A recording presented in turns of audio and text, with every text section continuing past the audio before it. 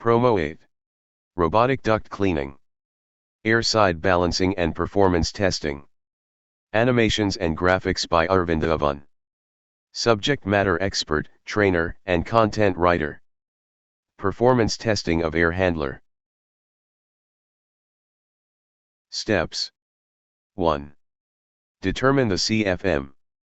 For this, take an anemometer. 2. Measure the velocity across the face of cooling coil. The unit is FPM. 3. Take at least 6 readings. Then determine the average reading. 4. Take measurement of the coil face in foot. 5. Calculate the area of coil face in square foot. CFM equals velocity multiplied by area. 3. Take a psychrometric chart to find the enthalpy. Below is an example. Assume supply air WB 50 degree F.